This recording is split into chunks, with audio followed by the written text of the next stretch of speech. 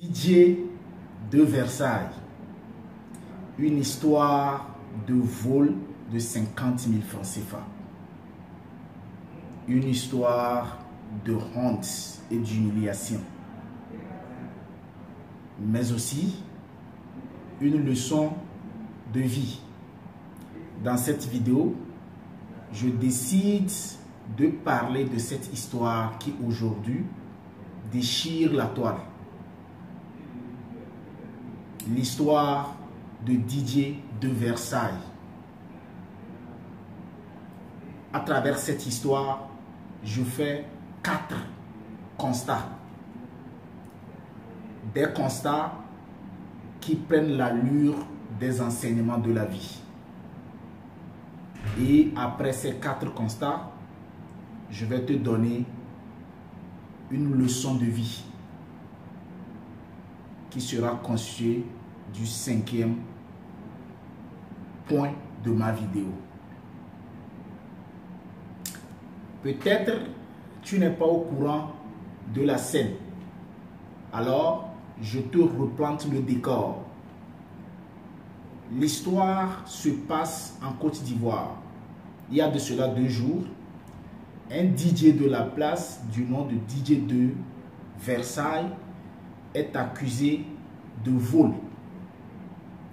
Et pour prouver son vol, il faille aller voir une dame qui, à travers sa magie du balai, arrive à prouver qui a volé ou qui n'a pas volé dans une situation donnée. Et suite à cette cérémonie, il s'avérait que les balais ont pu prouver que ce DJ, nommé DJ de Versailles, est le coupable. C'est lui qui aurait pris l'argent. Dans cette vidéo, je ne me positionne pas pour dire si effectivement DJ de Versailles est le voleur ou pas. Non. Mais dans cette histoire, au-delà de toute émotion, je fais 4 constats. Et ces constats-là, à mon humble avis, sont des enseignements pour notre vie. Voilà pourquoi je décide de révéler ces 4 conseils, ces 4 constats qui sont des conseils, des enseignements de la vie. Et en dernière position, je vais te donner une leçon de vie. Good morning. J'espère que tout va bien et que tout se passe bien chez toi. J'ai mal. Je déteste le vol. Mais parfois, il y a certaines situations de la vie qui nous traînent dans la boue, qui nous mettent dans la honte, dans l'humiliation. Et à mon humble avis, je crois que ce DJ du nom de DJ de Versailles est en train de passer ou est passé par cette situation d'humiliation et de honte. Comme je l'ai dit tantôt, mon rôle n'est pas de prouver s'il est coupable ou pas.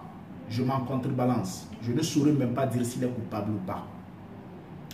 Mais dans cette histoire qui crée le buzz, j'ai tiré 4 enseignements de la vie à travers 4 constats que je fais de ce tome-là. Constat numéro 1. Avant d'aller chez la dame, la magicienne qui devrait utiliser le balai pour prouver si il a volé ou bien pour chercher le voleur, l'homme en question, le DJ de Versailles, reste ferme sur ses principes, sur sa conviction et dit qu'il n'est pas le voleur. Avant d'aller chez la dame, la magicienne, il dit qu'il n'est pas le voleur, qu'il n'a pas pris l'argent. Mais une fois chez la dame, après la cérémonie, après que le balai ait pris son coup, ce qui prouve que c'est lui qui est le voleur, il persiste et signe et jure même au nom du ciel et de la terre qu'il n'est pas le voleur. Voilà la leçon que je retiens de ce constat-là que je fais de l'homme. vous devrez rester fidèle à vous-même, à vos principes et vos convictions, dans la joie comme dans l'adversité, même face à la mort. Le monde n'est pas juste, mais les valeurs morales s'imposent à tous. Deuxième constat que je fais, par rapport à comment l'histoire a été relatée, après le premier test où les balais ont prouvé que c'est Didier de Versailles qui est le voleur, bien que le monsieur n'était pas là, Didier de Versailles n'était pas chez la magicienne, lui-même Didier de Versailles décide qu'on l'amène chez la magicienne pour que le test soit fait sur lui. D'ailleurs même, on aurait appris que c'est lui qui a même dépensé pour le transport, pour y aller chez la magicienne, chez la dame. Mais arrivé malheureusement, le balai lui prend, ce qui prouve que c'est lui le voleur. Et après que le balai lui prend, il dit, comme je l'ai dit tantôt, qu'il n'a pas pris. Là, c'est un message que j'adresse à Didier de Versailles. Pourquoi avoir accepté aller quelque part où tu n'as pas confiance, où tu réunis les pratiques? La leçon que je retiens, c'est ceci. La leçon que je retiens, la voici. Ne faites jamais confiance à une pratique que vous reniez. Ne laissez jamais les autres vous mettre à l'épreuve quelque part où votre foi ne s'y trouve pas. Aussi grande que votre foi peut l'être. Si vous vous laissez tester quelque part où vous n'avez pas confiance, vous allez succomber. N'allez jamais là où vous n'avez pas confiance. Troisième constat. La dame, lors de sa pratique, demande à ce qu'on filme la scène, histoire d'avoir une preuve, une pièce à conviction qu'il faut présenter au gérant ou bien au DG du cave dans lequel travaille Didier de Versailles. Pour moi, ce n'est pas un souci. Mais le souci, c'est comment est-ce que les vidéos se sont retrouvées sur la toile. Et selon nos recoupements, ce sont les amis de Didier de Versailles qui ont mis la vidéo sur la toile. Voilà la leçon que je retiens. On ne fait pas de tout le monde son ami. Sur le chemin de la réussite, vous devrez être sélectif. Tout le monde n'est pas appelé à être votre ami. Vous devrez choisir vos relations amicales.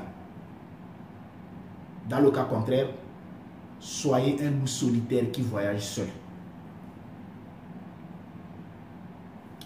Quatrième constat. J'entends les gens dire que la vieille est une sorcière. Tout le monde l'attaque. Mais la question que je me pose, c'est la vieille qui est venue faire le test ou ce sont les gens qui sont venus faire le test chez la vieille?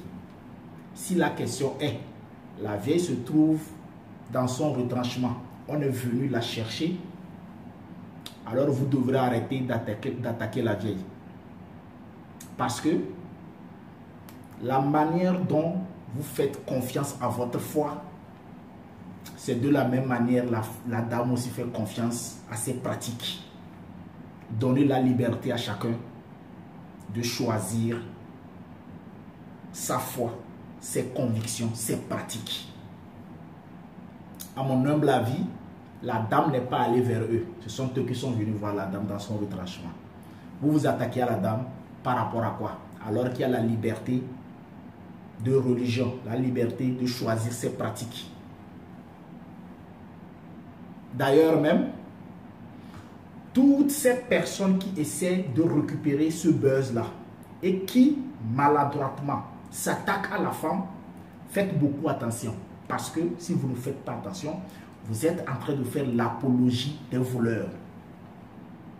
Je répète encore une fois, je ne dis pas que Didier de Versailles est le voleur. Mais je dis, si vous ne faites pas attention, vous allez donner du quitus aux voleurs en leur disant, même si vous volez et qu'il y a preuve, nous serons là pour vous soutenir. Faites beaucoup attention. arrêtez d'attaquer la dame. Elle est dans ses pratiques. Elle n'a pas demandé qu'on la rende visite.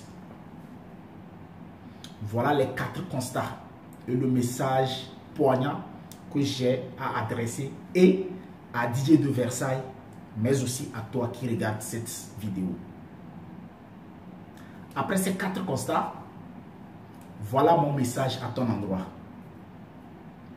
À travers cette histoire de Didier de Versailles, voilà ce que je retiens comme leçon de vie.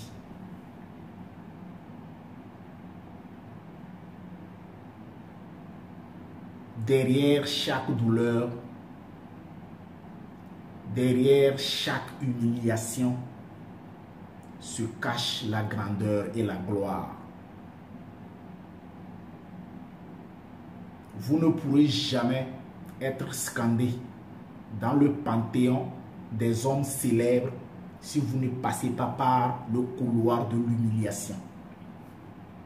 Je ne sais pas par quelle situation tu passes actuellement. Ils sont en train de t'humilier, de mettre la grande honte sur toi. Tu dois rester ferme. Tu dois te faire confiance. La gloire et la grandeur arrivent. Derrière chaque difficulté se trouve une facilité. Derrière chaque situation difficile se trouve une facilité. Dans les ténèbres, il y a toujours une faille. Dans les couches ténébreuses, il y a toujours une fissure à travers laquelle la lumière s'infiltre. Ta mission, toi et moi, c'est de chercher la faille. Je suis Sama Douce, l'anticonformiste. Très bientôt pour un nouvel échange.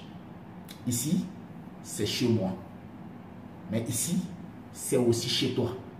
Parce que c'est ensemble que nous construisons le puzzle de la réussite. Si tu m'aimes, c'est que tu t'aimes. Mais si tu ne m'aimes pas, c'est que tu ne t'aimes pas. Abonne-toi à ma chaîne.